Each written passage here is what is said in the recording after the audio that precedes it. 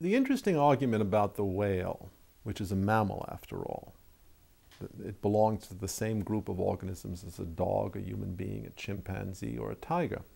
The interesting argument about a whale is that if its origins were land-based originally, then we have some crude way of assessing quantitatively, not qualitatively, but quantitatively, the scope of the project of transformation. The project is very simple. Let's put it in vividly accessible terms. You've got a cow. You want to teach it how to live all of its life in the open ocean, still retaining its air-breathing characteristics. What do you have to do from an engineering point of view to change the cow into a whale? This is crude, but it gives you the essential idea. Now, if the same question were raised with respect to a car, and you ask what would it take to change a car into a submarine, we would understand immediately it would take a great many changes. The project is a massive engineering project of redesign and adaptation. Well, the same question occurs with respect to that proverbial cow. Virtually every feature of the cow has to be changed. It has to be adapted. But since we know that life on Earth and life in the water are fundamentally different enterprises, we have some sense of the number of changes. Anytime a science avoids coming to grips with numbers, it's somehow immersing itself in perhaps an unavoidable, but certainly an unattractive miasma. Here's a chance actually to put some numbers on calculations. We're not talking about genetics, we're talking about simple numbers.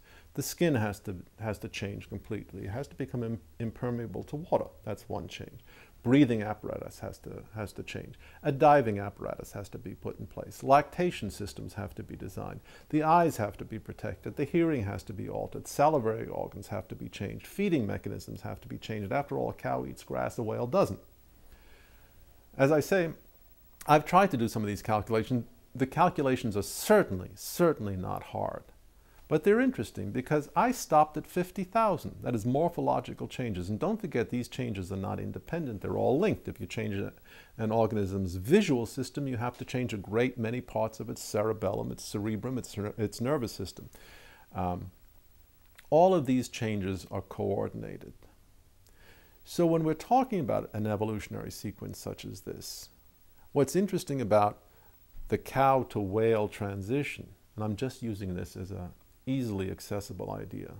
What's interesting about the cow to whale transition is that we can see a different environment is going to impose severe design constraints on a possible evolutionary sequence. How are these constraints met if they're roughly 50,000? If they're 2 million constraints, how are those met? And what does this suggest about what we should see in the fossil record? To my way of thinking, if Darwinian hypotheses are correct, it should suggest an enormous plethora of animals, intermediary between, say, Ambulocetus and the next step. That won't solve all problems. One wants to know what's directing this change, if anything. But at least it will put it in the ballpark of a quantitative estimate, which is hardly ever done.